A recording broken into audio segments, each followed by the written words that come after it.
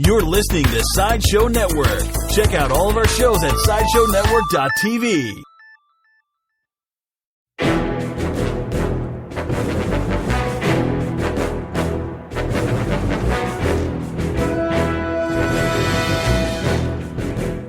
All right, hello and welcome to another episode of Worst Collection Ever here on Sideshow Network. Just fuck you. Should I just leave that in? Yeah, why not? All right, this is great. what happens when you tape it home. So what happens when you tape it home when you just yell into your laptop? Yep. I'm a professional podcaster. That's right. When you just yell into a laptop. I just yell into a laptop like an ape. Yep, pretty much. You know, like a monster. We could get some sort of sound equipment, but no. I have access to quality sound equipment that I could just borrow for the weekend. Yeah, oh yeah. You know, because it's part of work, it's a thing, but no, I don't. Yeah. No, we don't do it. I don't know, I feel like we do sometimes, and then it's like, man, I gotta pack it up and carry it, you know, it's like, eh. Yep. Anyways, I'm Shawn. And I'm Jen. And thank you for joining us again as we go through our collection of Crappy comics. crappy, hardy comics. Cheap comics. And I feel like we were just talking about this earlier real quick, like, I'm having a harder time finding, like, the crappy comics to talk about. I don't know if that's true. Well, it's not a lack of quantity, it's quality. No, it's just, I think that we've just had a little bit of bad luck lately. We've picked up a couple that we thought were going to be different than they were, and they ended up being boring. Yeah, that's the worst thing. And that's the thing. It's fine if they're bad, but when they're boring and nothing happens that we can, like, talk about, besides, like, and then they went to this place, and that's the end of the book. Well, end. Here's an example. Just today, we were like, well, let's read Extreme Justice Zero because that's a piece of shit. Because it's fucking it says Extreme Justice. Well, the reason I bought it is because it said fucking Extreme Justice. I was like, oh, we have to read this. It's DC Comics. It's the '90s, and it's like it's Booster Gold, but he's Iron Man. I'm like, all right, I'm on board. Everybody's so fucking extreme, man. And I was like, this is gonna be great. Yeah, I was wrong. It's the fucking, it's Justice League, but they're not. You're extreme. They're extreme. Man. When everything was extreme back then. And I thought it was going to be great. And basically all that happens is they move into a mountain, and for some reason, Firestorm gets cancer. Yeah, and that's all that happens, and you're like... That's literally it. It's not only is this boring, it's a bummer. Like, it's all sad now. So, yeah, it was kind of hard to want to read that. I think that's the thing. Sometimes we just end up with the wrong issue. Right. I think that's what happens when you buy the crap comics out of the dollar bin. It's because nobody comes in. There was never, because the thing is, it's like back then when the books came out, nobody was like looking at. They were trying to really like sell them. Trying to really. Yeah, it was a setup issue. Right, but I'm just anyways like, but those books anyways, it's like you can't just look at any issue of like a series like Extreme Justice and be like, well, is this one going to be a good one to just fucking trash? Or is it just, it's just another bunch of drivel? And that's the reason why that book didn't sell. This was drivel. Because it was just drivel. Like, they're like, hey, we've got Captain Atom and, Booster Gold here not doing anything. Maxima for some fucking reason? No, because she was already in Justice League of America. Was she? Yeah. At the time, that's basically... She has, like, a planet to rule. Oh, yeah, she's doing shit. So she's just like, you know what? Fuck it. I'm going to go hang out on Earth when I have my own planet to rule.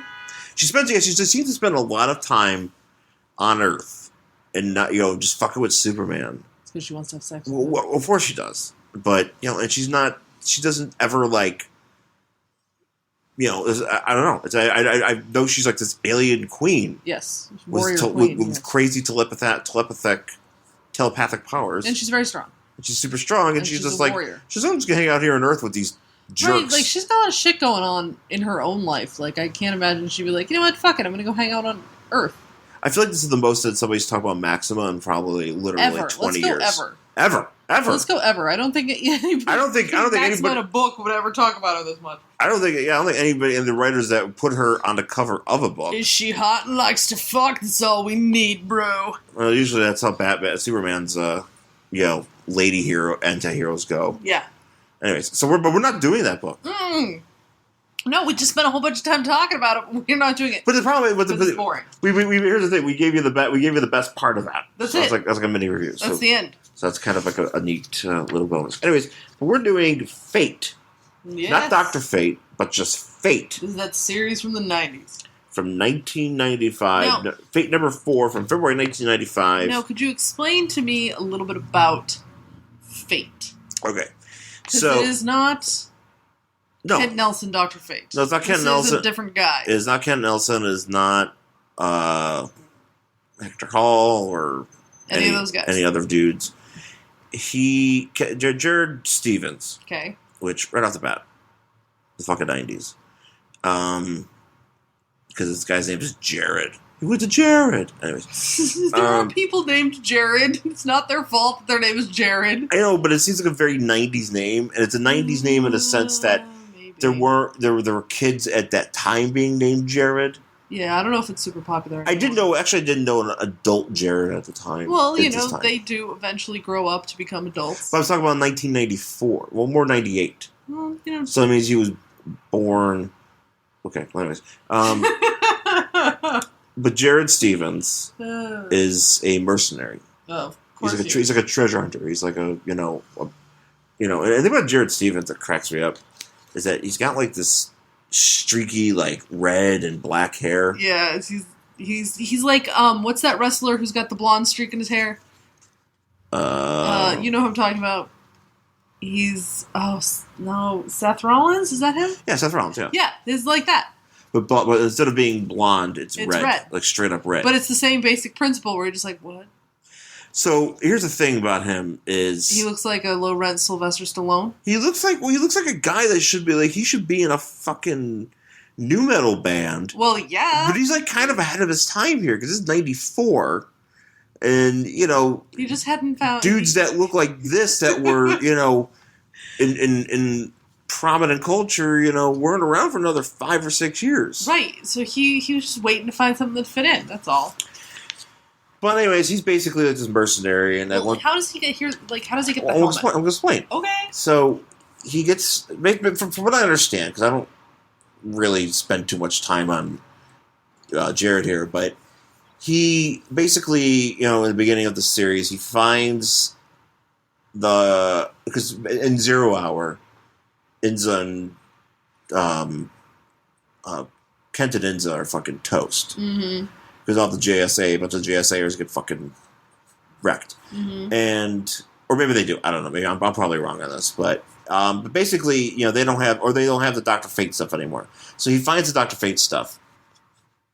The helmet, the helm, the cape, and the amulet. Mm-hmm.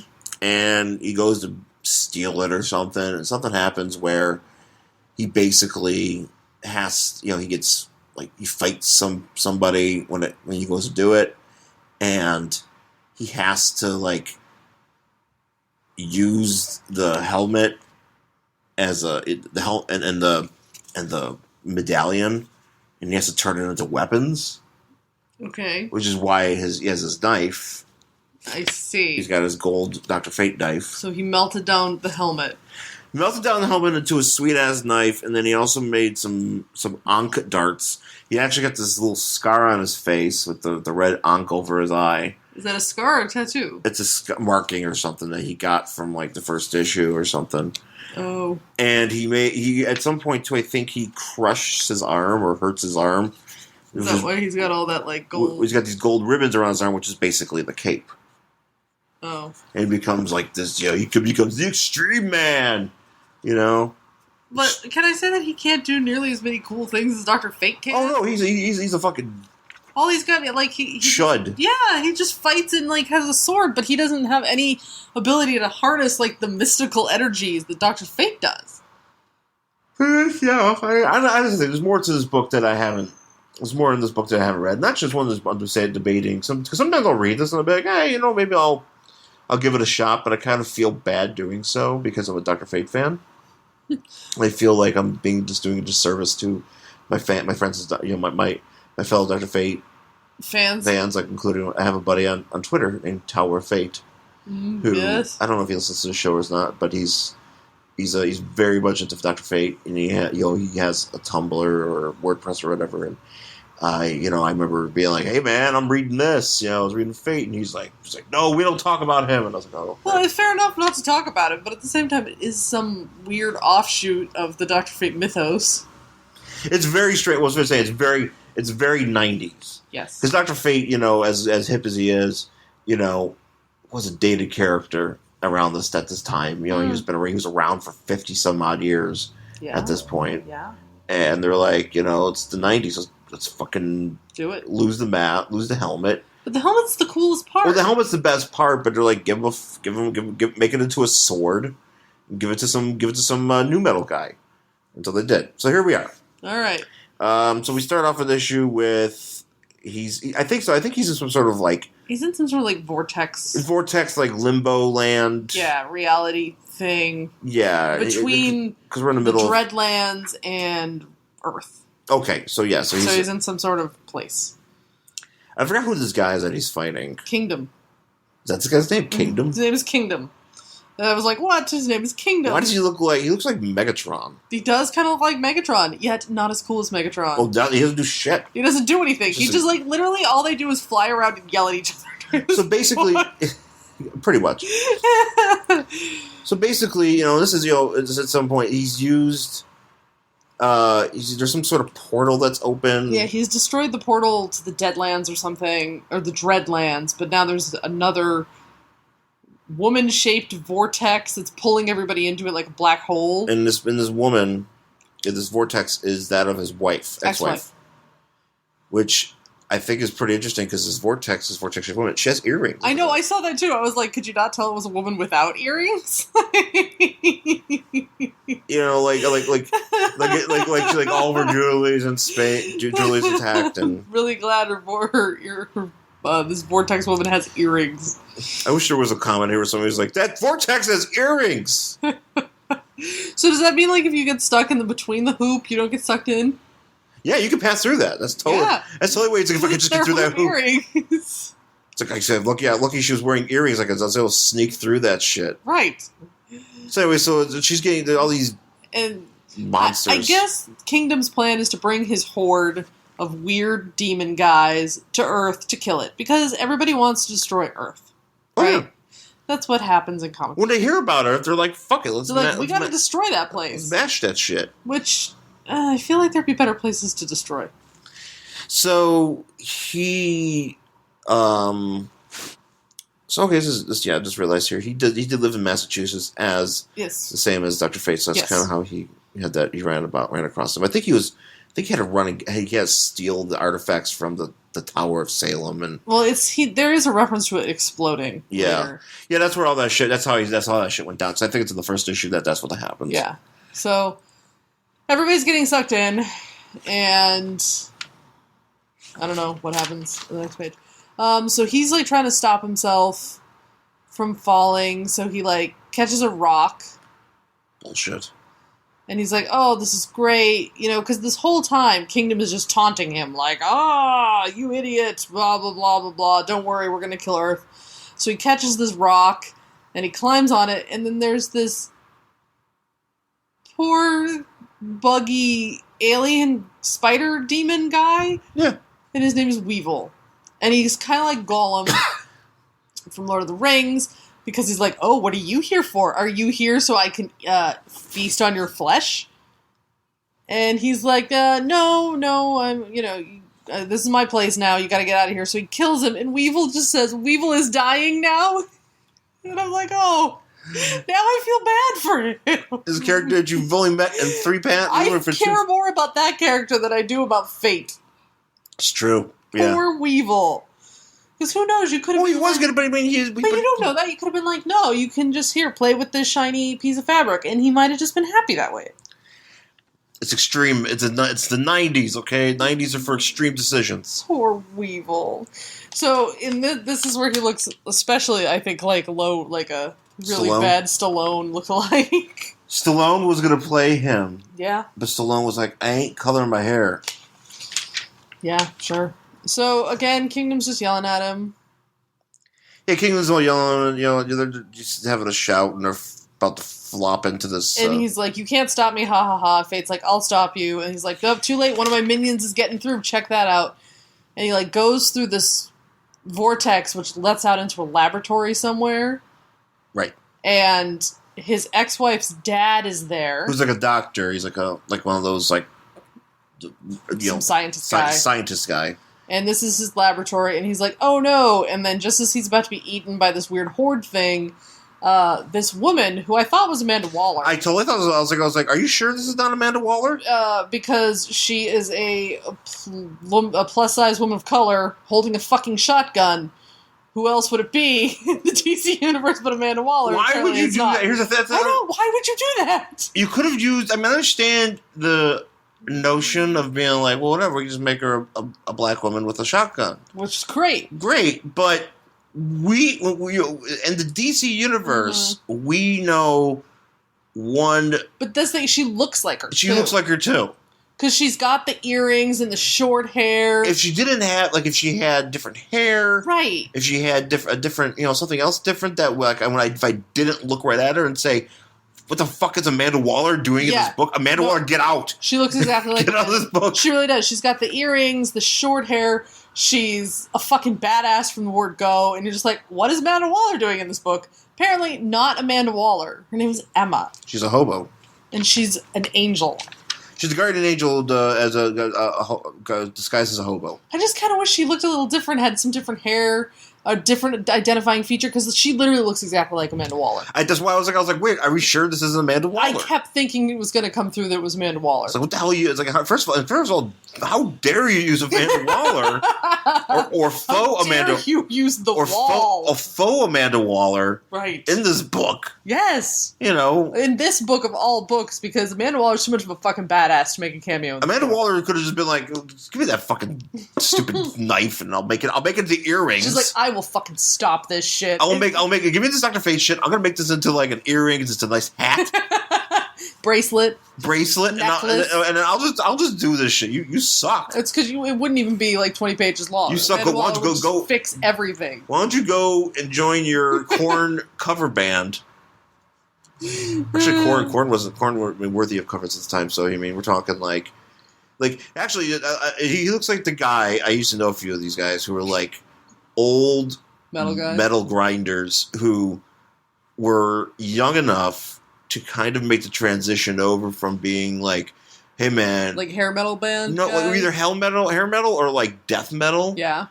To like like the Sepultura, like he was like, yeah man, we sound like Sepultura. To kind of make that jump over, which basically what Sepultura did. Yeah. They went from being straight like metal to being more of like once Ross Robinson got his hands on them, he made it more there's more of like the new metal elements to it. Right. And that's basically that's what this guy is. He is like he's Ross Robinson basically. He's basically that's it. Anyway, he's the Amanda Waller lookalike shoots that demon in the head and is like, "Don't worry about it. I'll fucking take care of shit." You're like, okay. So then we're back in the void thing. We're back in the Dreadland portal, whatever, and he's like, "I'm going to stop you, so I have to shut down this portal." But then he realizes that his ex-wife is actually inside of, like, the heart of the portal. She's in some sort of, like, weird, like, mace-like rock. They're calling it the heart, is what they refer to. And she's actually in there, and in order because her physical and psychic essence have been is used as a bridge to maintain the rift's integrity. Yes. As explained by Megatron. Yeah. Who has quite the jaw. And just look at that jaw. Oh, yeah. Yeah.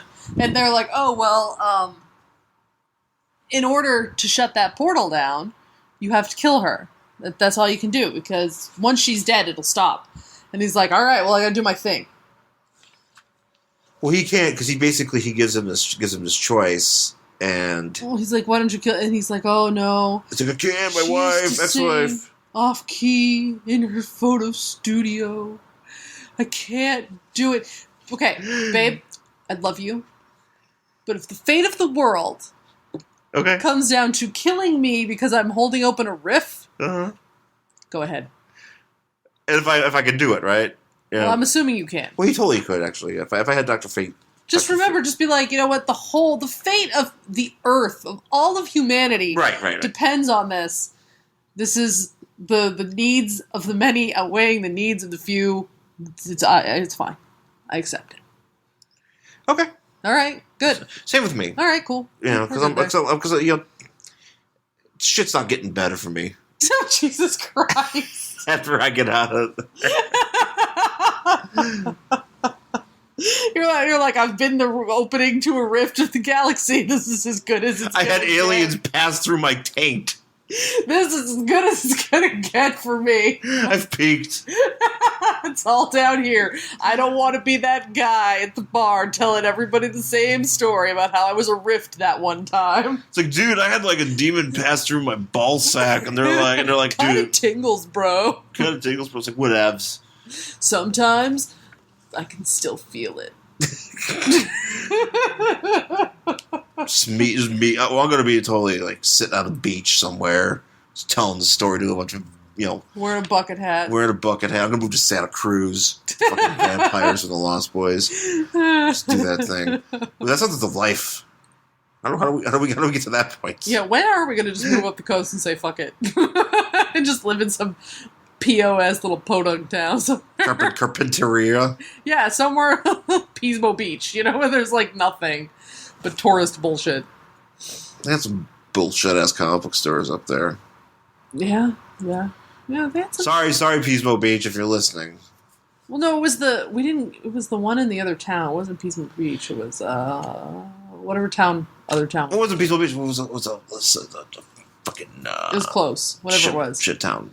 Yeah. Yeah. They had a good burgers place though. Anyways. Yeah. Burger place was good. Yeah, but he's like, oh, she used to sing off key, and she used to fall asleep with my man. The catcher can't do it. We used to race shopping carts to the supermarket. I was like, yeah, really? Okay, whatever. You're fucking 45. I was like, really? He looks like he's 45. I was like, how long you guys are together? Like, I mean, you're dude. You look like you're like 45 and you've been in a few bands. That's basically. He's been, and it's not like just. And like then you been took into up bands. and it's like been in some bands where he's been like drunk every night, like fucking fighting everybody because he looks like he's well on his way to Keith Richards. Is Keith Richardson? Well, yeah, he's definitely well on his way. Hard living. Oh yeah. He's road owned, to put it. Anyways, so we're back to. He's like, you can't do it, ha ha ha. King just make fun of him. So he keeps talking about Winterhalter. Is that like this Kingdom guy? What's Winterhalter? He's like, I won't let Winterhalter manipulate me. I don't know what that is. Winterhalter's supposed to be a person. But I think he's referring, maybe that's what Kingdom, because he kind of makes it, he phrases it as if Kingdom is Winterhalter, like he's some sort of... Sure. Anyways. Maybe, I don't know, maybe that was like his earthly guise or something before he was like, haha, I'm Kingdom. Or whatever. Yeah, probably. Sure. So anyway, Gabe... Discount Waller. Gabe and Discount Waller are sitting there, and he's like, Gabe, the doctor is like, I gotta go back, I gotta switch. I think... Let's see. I don't know. He's like, I can't let my daughter die. So he he straps himself into some sort of into this good thing, and I guess this is going to allow him. He straps himself to like a fucking tree stump. That's what it looks like. I don't know. With really, I don't know. With weird like bungee cords, techno bungee cords. Yeah, I don't know. And so he's able to like do this and able to switch. Somehow he just by doing this he pushes her out of like the heart thing. And he takes her place. Yeah, he takes his daughter's place. And then once Fate sees that, there's some good dialogue here. Yeah. Cuz so he's like, so Kingdom's all like, I'm gonna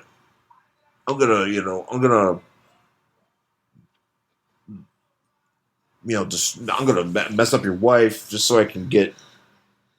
Or no, okay. So he's basically, he's not going to smash his wife. Yeah. And he's like, well, we're just standing here. We got to fucking do something. Right. The demons are like, oh, fucking kill this guy. Let's do it. Yeah, let's do it. So and he's like, no, I'm going to do it. And then. Oh yeah. And I like this line. He's like, as your kind says, you should have stayed in bed. And he's like, and Fate's like, Nobody gave me that option. Yeah, he's just being all fucking tough. There's another one, too. Where, we'll get to it. Yeah. I know what you're talking about. Yeah. And you're just like, oh, of course. But he's like, yeah, no one gave me that option. But as that goes, he switches. The Holly gets switched out for her dad, and she gets out. No, but it starts making the thing like collapse in on itself because she gets back to the lab, but the switch has made the rift start to collapse, and Kingdom's like, oh no, getting all upset about it. He's like, we gotta keep this, but it's smashing in, and he's like. So that's why I think Kingdom is Winterhalter or something, because he's like, don't let Winterhalter succeed. Yeah, must be. And this guy's getting smashed in. And he's like, well, I gotta do it. And the dad's like, do it. And Fate's like, well, now I can kill you, because I don't remember you singing off-key, or... I've never raced any trash carts with you. But if I had raced a shopping cart with you, I wouldn't be able to kill you right now. I only kill people I've never raced shopping carts with. Which is like 2 people. Yeah. So Fate kills him. So Fate smashes this spiky ball and shit explodes and and I guess in doing this it like pushes out all these demons across various worlds. It scatters them. Oh, really? Yeah, it says something like over here, yeah. Because of you, my horde has been scattered throughout the void between worlds. And he says, better them than me. Yeah. Yeah. And he's like, well, that's all right. It's going to take me maybe decades to get them back together. So now you and I are going to fight. Yeah. So they're fighting. Starts fighting. So they're like, fight, smash. And this is this is the part where it's... So he's like, so there's a lot of, a lot of recollection back to the first book, where he, to the Zero issue, because this came out after 0 Hour, so there's a fucking, we established that. But, so the Salem Tower exploded, and he's like, all right, I'm here, motherfucker. Yeah, he's like, Kingdom. Taking everything you've given me, and I'm still alive. Maybe you could stop Dr. Fate. But the doctor is out. The doctor is motherfucking out. It's a giant speech bubble in like huge letters, like bold. So then he jumps and he stabs. He basically goes and slices through this guy. And then when he does that though, he doesn't die. He just like vomits all this grossness all over him. Like if you look back at the other page. Oh yeah. Like that. Yeah, he just basically spews out a big bowl of green spaghetti. Yeah, it's like, ew. And he's like, all right, well, that was fun. And then this chick shows up. Yeah, Charnel. And she's gigantic. Because she's some sort of, like, immortal sorceress thing. Of course. And he's like, hey, what the hell? You left me during the battle. She's like, you were good. Apparently they know each other or whatever. Yeah. And there's a lot of references to the previous issue in this one. It's like, there's only been 4 fucking issues, right? And so then... get some stories, like some normal fucking stories of this guy doing something so I give a shit. Yeah. He's like, well, now I'm bad in the Dreadlands, but I don't know how to get home. And she's like, well, here, I'll help you. And she sends him back. Yeah, she can send him back because she's... some sort of sorceress. I like that she's like this evil sorceress with like straight up like obsidian skin. Yeah. But she's got like this great head of human hair. Yeah. Yeah. I just find that interesting. I like that all, like, people who live in the Dreadlands, like, beings, they always look human. And they're always, like, really hot. Mm-hmm. Because she's really hot. And she's wearing just, like a bathing suit. Yeah, she's basically just like Maxima. Yeah. She's just like, I'm hot. Yeah. Anyway, so he sends him back to the world, but as he's leaving... a piece of the monster spaghetti gets attached to his boot. Yep. And he comes through the portal, and as he's not paying attention, and turns out behind him is Kingdom. In his alien monster spaghetti form. Yep, monster spaghetti. And he's like, "Oh, I'm gonna fuck you up." Now we're gonna fight. Now we're gonna fight here, and. And then he's like, "Don't worry." So he grabs like an electrical thing and basically electrocutes him. And he grabs. He takes like some of the juice from this power line and puts it on his knife, and then he just jabs them both with both things, Yes, and die. basically his mystical, metal knife has all these currents in it, and he just basically fries a spaghetti ass. Yep, dead. No more spaghetti. And that's it. He's like, well, that was fun, and Amanda Waller's still here. he's like, oh, and she's like, well, it's not easy being an angel or whatever, and he leaves, and he's like, but don't worry, your life's gonna get a whole lot more complicated, and he's just like glowering and with his Ankh tattoo on his eye, and it's just If ridiculous. this were a TV show, this would just end with music, shit. Who would be like Soulfly, or something, or Disturbed. Yeah. Like Yeah, pretty much. that's So this is actually like. It's weird that this came out in '94 because this is pretty much like the embodiment of new metal in a comic book form. It's ahead of its time. That's all. It is ahead of its time. How come nobody recognized this for what it's worth? Look at all these letters. They have 3 letters, 4, 6, 7 letters. People love this stupid fucking book.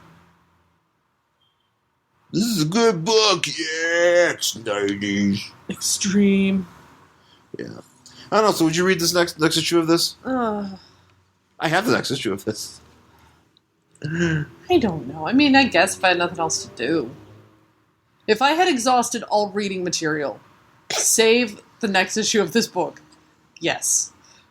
Would I go out of my way to read it? No. I think I went out of my way to find... No, I didn't went out of my way. I think I came across it, and I was like, It's not hard to find. I find it all the time. Yeah, I know. Yeah. This next issue has a fan stranger in it, so... Oh, yeah. Yeah. At least there's something, at least somebody shows up in this book. Because this is weird, because this is like one of these books... Waller.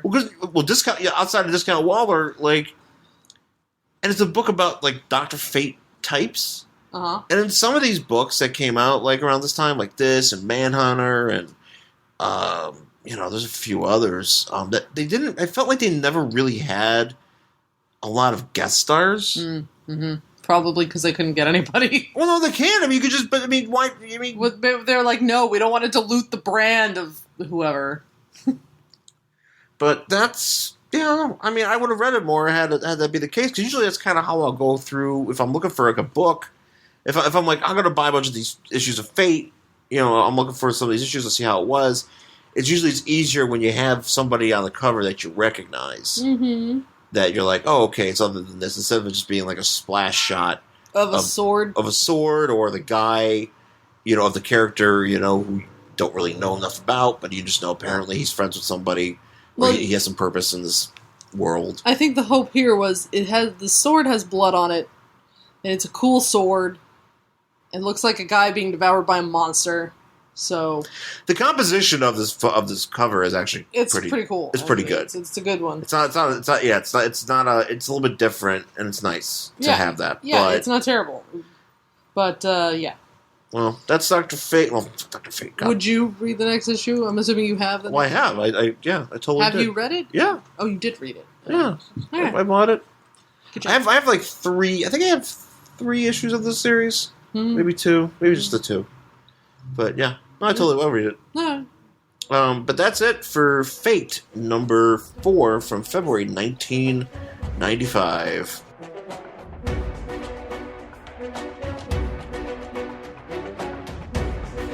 All right, we're back. We are back Here on Worst Collection Ever. And we have our Marvel selection for the week. It is Marvel Team Up. Yeah. Which, this is Marvel Team Up. What were you saying? I was going to say Marvel Team Up Spider-Man and Wonder Man. Yes.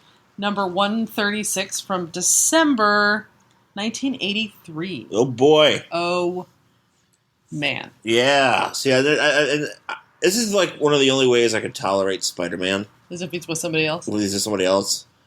Not that I'm going to, go on my way to buy a bunch of these. Because sometimes, he teams up with a bunch of fucking dumb people.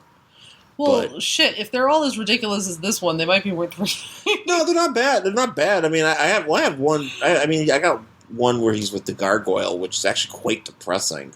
But this one's... It's got a little bit of depression. It's a little depressing. Oh, it's not as depressing as fucking Extreme Justice. No, nobody gets cancer in this book. Oh, Jesus. Full disclosure, I had cancer last year. Yeah. And sometimes things like that come up, I'm like, it doesn't bother me. But here's the thing. I got to say, actually, sad. But I want to say this, though, about that particular instance, though. I got to go back to Extreme Justice for a second. Because he gets the diagnosis. Uh-huh. But he's like, it's not just like, you got leukemia. It's like, you got extreme leukemia. That's true. It's like, there's nothing that can be done. There's nothing can be done. Maybe we'll try some radiation. He's like, I can't. I've had all the radiation. No more radiation. And he's like, we'll give you 6 months. Make a trip. I'm like, fuck you. You stupid book. Anyways. Well, you didn't have extreme cancer. No, it wasn't like I've never seen anything like this. Oh yeah. There was no guitar riffs accompanying your diagnosis. had my oncologist look like Fate.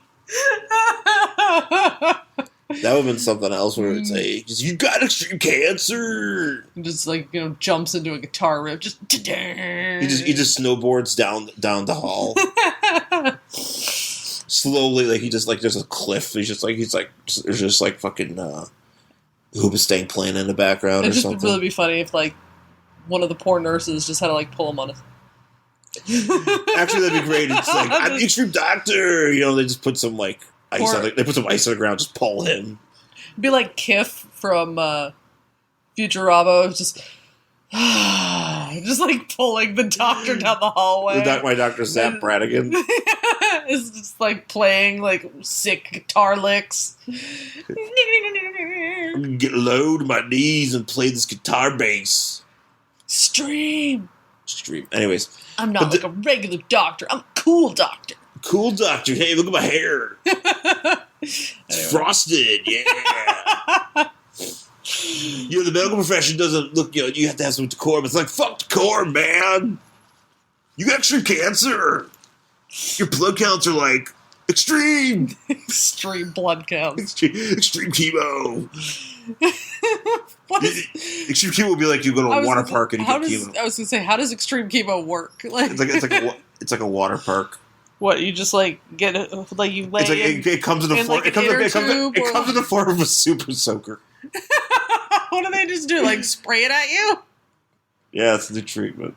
Instead of just oh god, what, they just spray it at your skin, or do they, inject it instead of it being an IV bag? It just looks like a super soaker.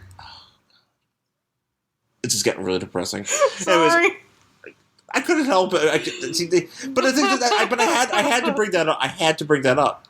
Well, because that was so ridiculous when it's because literally it was it's extreme justice, right? Yes, and it wasn't just hey, Firestar, you got cancer. Fuck.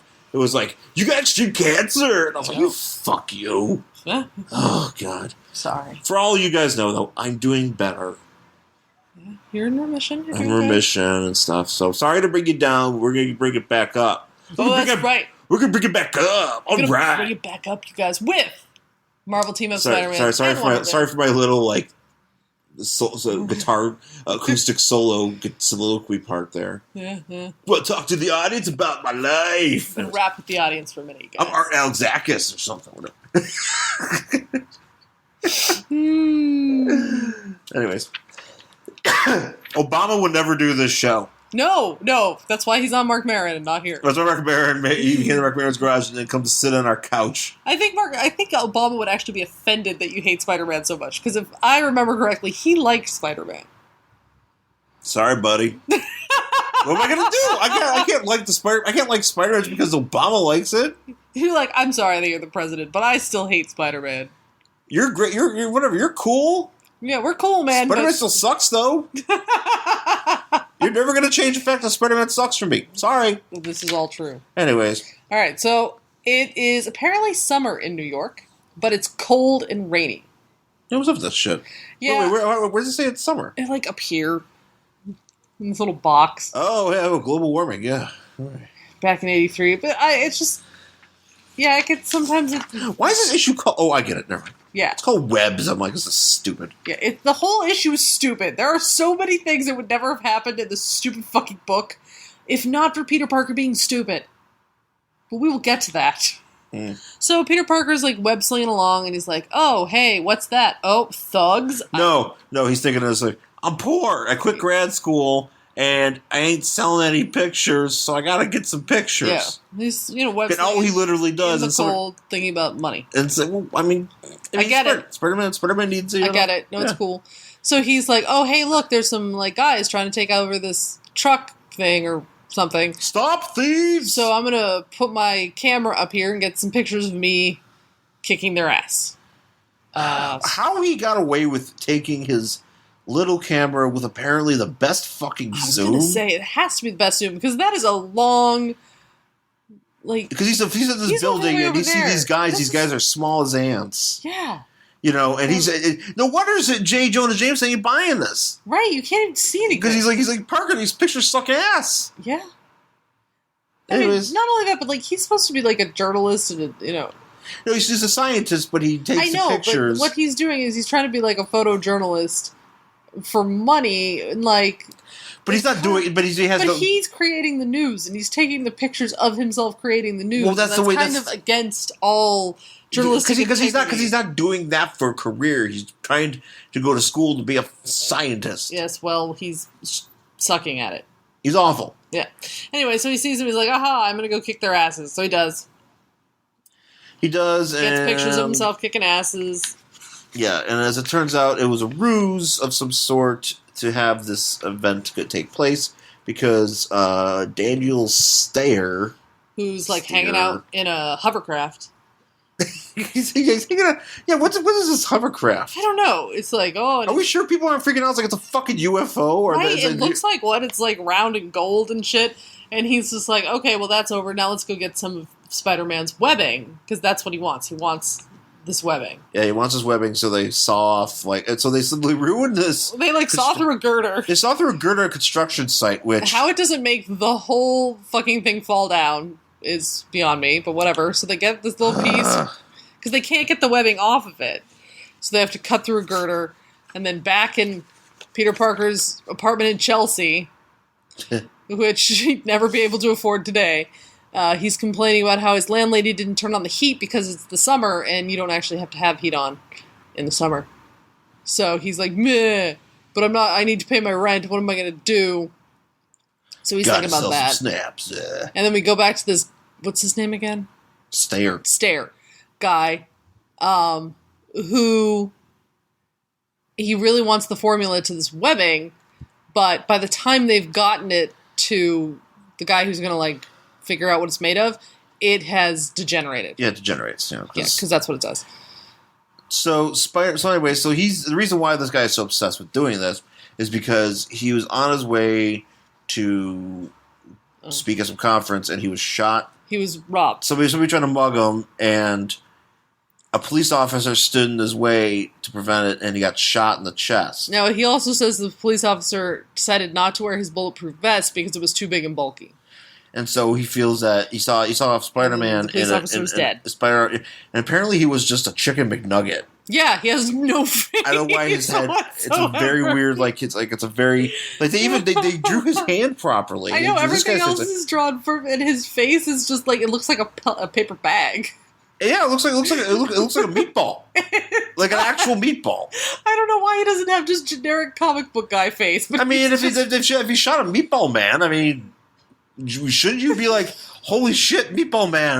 Officer Meatball. Police, you're a police officer, but you're also a meatball. That's amazing. You're not, and he's not, and like a literal meatball, not like. Well, what? Not just like a fat guy called a meatball. Oh, he's not an Italian. Thank you. It's all right. My people have been called meatballs for many years. This is why people feel like he shot a meatball. It's like he shot Officer Stiglione. He shot an Italian guy, a.k.a. a meatball. Officer Capicola. Officer insert Italian meat here. Yes. Officer Prosciutto. It's okay. We've been called meatballs for many years. But he has no face.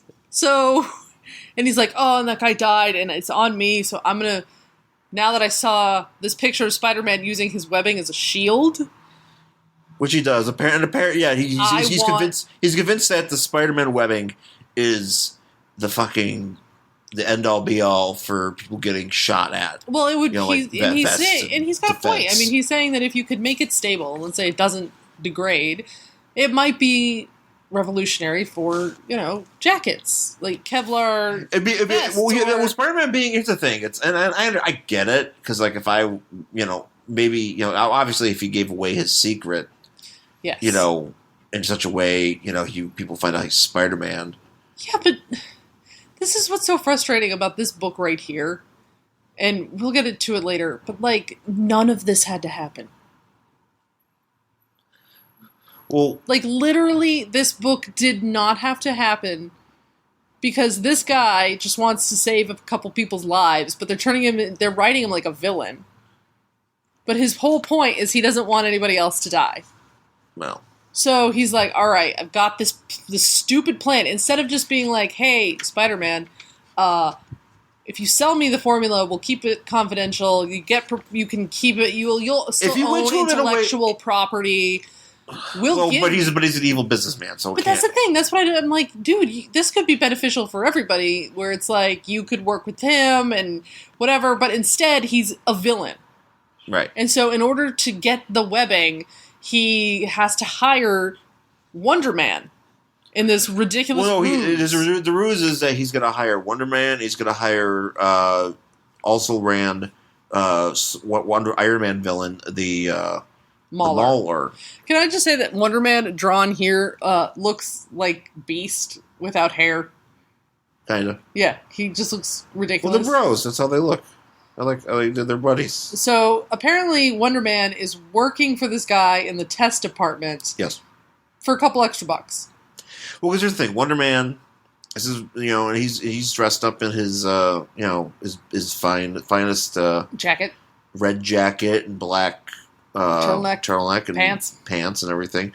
Why he's doing this testing stuff and not just wearing like normal clothes, or maybe just a jumpsuit or something. How you would think, but no. And you would not have to, because as we see, this outfit gets ruined. Yes, and he just has tons of the same outfit. Yeah, hanging out in his.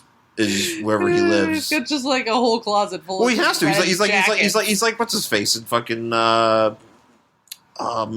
Daredevil. He's like he's like the Kingpin. He's just got the same like black coat. Yeah. He's like, so I look good in it. I'm gonna wear this. So which whatever. I ain't knocking Wonder Man for that. I'm just trying to understand his logic here. Yeah. But so here's the thing. So Wonder Man is a reserve Avenger. Yes. At this time. He's he's on the Avengers, but he's like, I'm too much. I'm tired.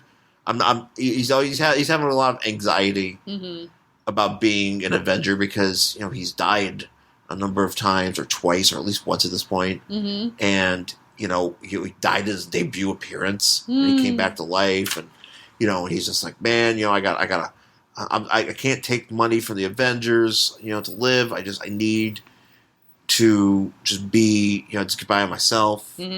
My acting career's not taking so hot because the reason why is because he's got to wear his fucking sunglasses all the time because he's got red blazing eyes. Now, is this before the one where he was in that movie? Remember, we read that Wonder Man issue, and this is before.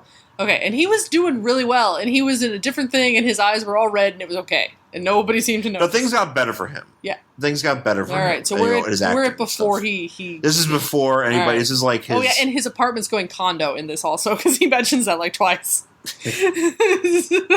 Which is funny.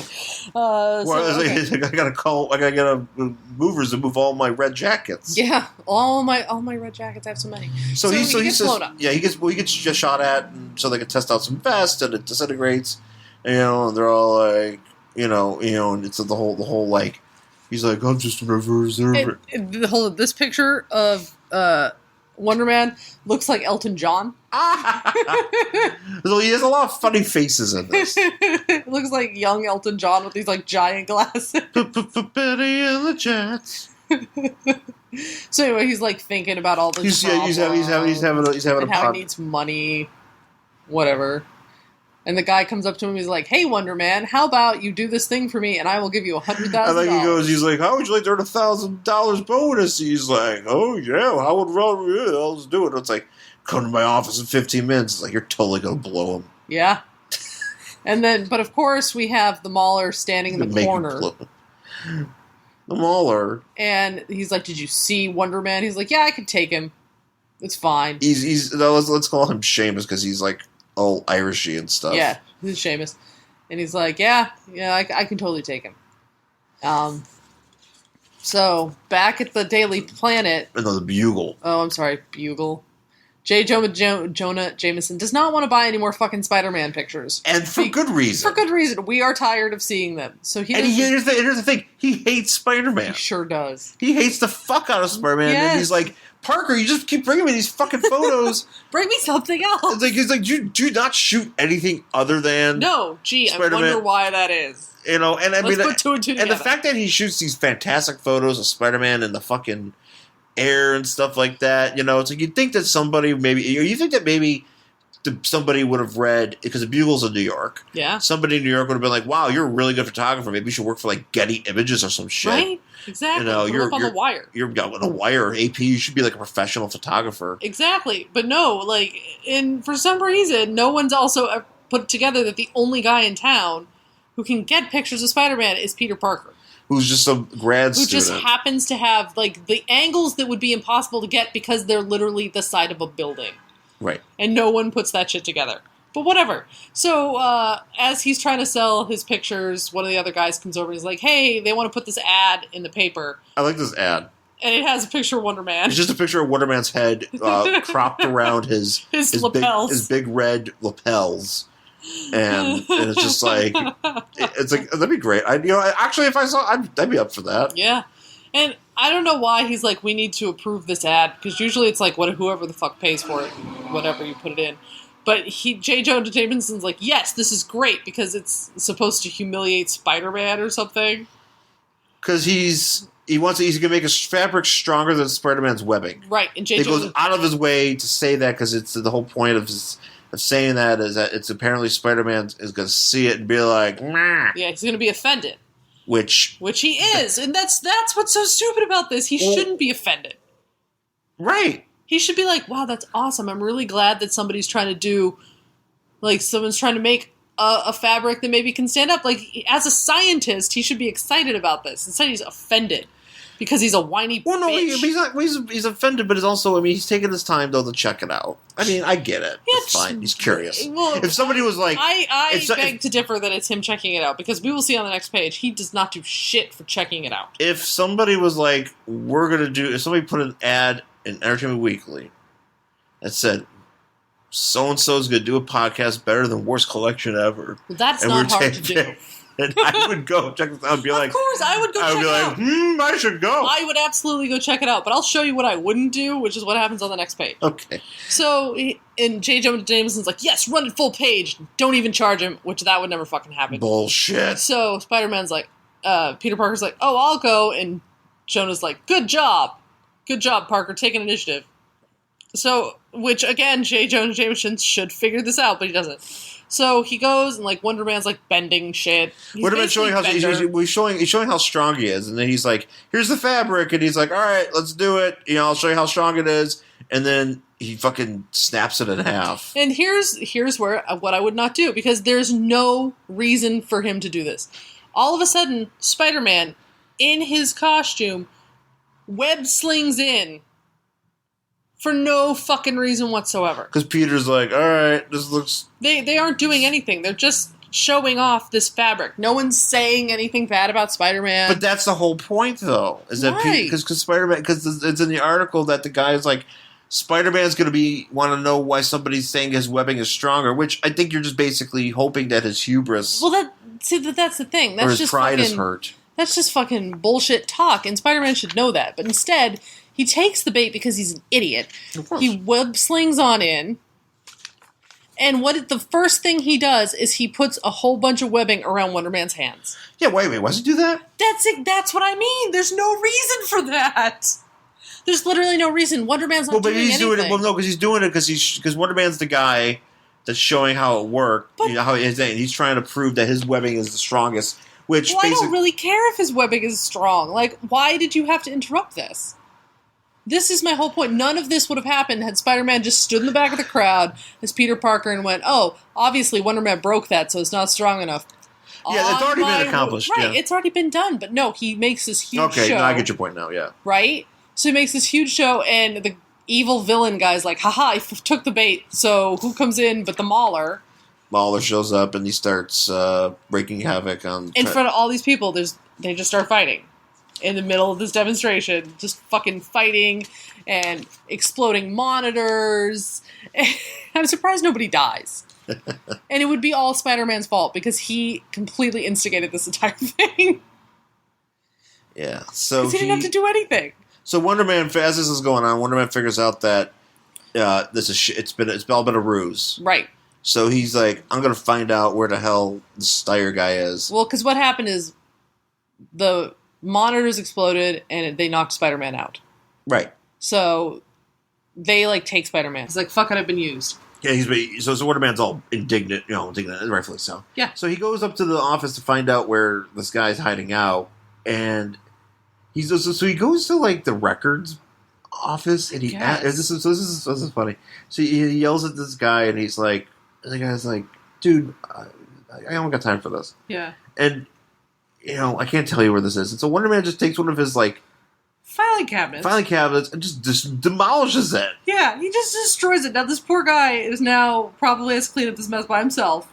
Like shards of metal, he just explodes this fucking thing with paper and spikes, and screws and shit, and and he goes like, oh, okay, and then Wonder Man takes the hovercraft, the hover, thing. the fucking, it looks like a fucking kiddie pool. It does. It looks like, and he's like, I'll take it.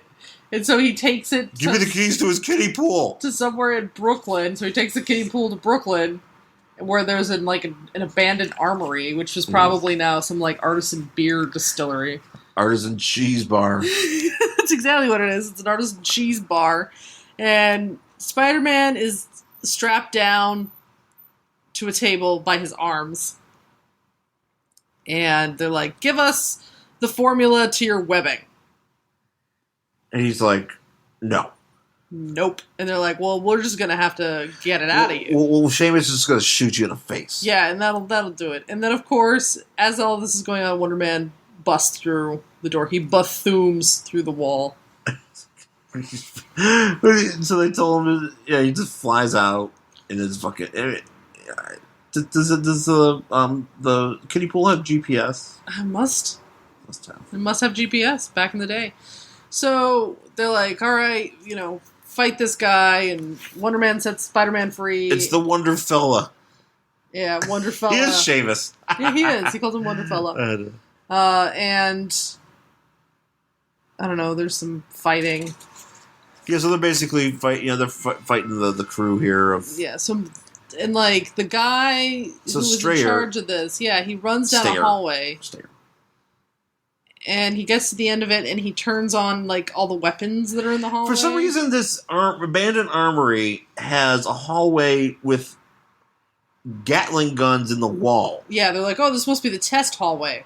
Which, I don't know why I'd put in a fucking hallway instead of a room, but whatever. Like a legit hallway that people have to walk down instead of being a separate test area, but whatever. And he Spider-Man's trying to get to him, and the police show up? I'm not sure how. We've had reports of a riot in progress. What do we mean riot? There's nobody, there's 4 people here. I don't know, it just happened too, Who reported a fucking riot? I don't know, in Brooklyn over an artisan cheese bar. And then you're out of Gouda, kill them! And all the guns are going off, and of course the gun focuses right on the cops, and the businessman is like, oh my god, I can't let it happen again, so he jumps in front of them, and he takes the bullet, so these cops don't get shot, and then Spider-Man, cuts the power. Cuts the and juice. then... Oh yeah. The cop's like, oh my god, he took a bullet for me.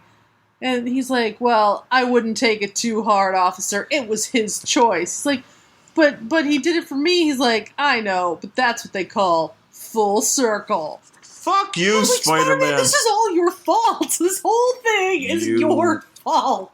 Garbage human. This whole thing is people who just cannot fucking, like, make decent choices. Like, literally, all that guy had to do was try to find Spider-Man and ask him if there was any way they could go into business together. And all Spider-Man had to do at that stupid demonstration is go, haha, Wonder Man broke that fabric. Anyway, I better go about my happy day. I better go my day, because obviously whatever they got, this guy has sucks ass. Right, and said he started a fucking fight. And now he's dead. And now the guy is dead. Now whatever, he had planned. And Spider-Man doesn't feel bad about that. Fuck that garbage man. You guys see, like, increasingly bad decisions leading to this man's death, and you're both just like, what are you gonna do? And so at the end, like, yeah.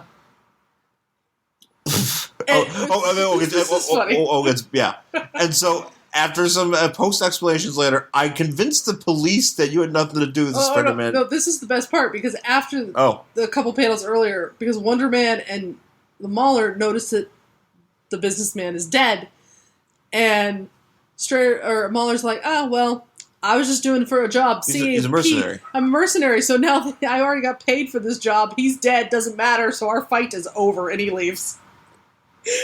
Oh, that makes sense. So he's the only person whose thought process makes any sense in this book. He's the most reasonable person in this book, and he's the villain. Yeah. He's like, well, I'm a mercenary, and that guy's dead, so there's no reason to finish this job, so peace. And I got my money. I mean, different if I get paid. I would just to keep killing until I got my money. Right? No, but he's the most reasonable person in the book, is the the worst villain. Yeah. So he leaves, and then So then later, apparently Wonder Man, using his Hollywood connections, with the New York police, just tells him, Spider-Man had nothing to do with this, so it's okay. And they're like, okay. And they're like, all right. Even though, like, when they see Spider-Man, like, they're supposed to pretty much, like, I feel like the police are supposed to be like, it's fucking Spider-Man, and he's a goddamn vigilante. Right, and they just let him go. And they're just like, and he's just hanging out. And they're just like, well, that guy just died, what are you going to do? Like, a man is dead, and they explained to him, it was like, no, it was his guns that he tried to shoot us with that shot him.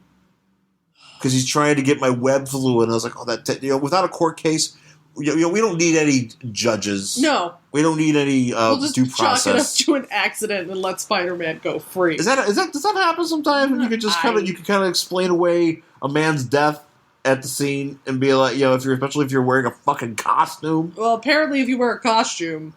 Like, you telling me that a guy, you tell me, like, does that mean that, like, one of these people down on the Hollywood Boulevard in these costumes could, get into some sort of criminal action, or have some sort of, like, fight and just be like, hey man, I was just here being Spider-Man, but I didn't do anything. Or Captain America could come up and say, well, I don't know, they seem to get arrested a lot in New York. Yeah, see, okay, yeah. So that makes... But maybe, I don't know. Well, this was Dinkins, New York. We're talking Rudy's, New York. Yeah, that's different. Or Ed Koch or whatever. I don't know. Yeah, it's different. So anyway, he's like, all right, see you later, Wonder Man. And Spider-Man's like, wow, I'm so glad that Wonder Man doesn't have to worry about money like I do, because I'm still broke. And Wonder Man's like, man, it's a good thing Spider-Man doesn't have to worry about money like I do. Still going condo. What am I going to do? They're so lucky, and they think the same thing about each other, and that's the end of the book. Our cat's being an asshole. He is being an asshole. So that's the end of the book. Yeah, that's of increasingly bad decisions. None of this had to happen. That's exactly what I mean. The increasingly bad decisions of Spider-Man. And Wonder Man was fine. He was just like, I just doing this thing, and I'm trying to rip this fabric, and all of a sudden I'm getting fucking webbed by Spider-Man. I wasn't doing anything. Spider-Man's a dick. Spider-Man's a huge dick, and he's a little baby. What? He's like such a baby. I'm sorry, Obama, that you like him.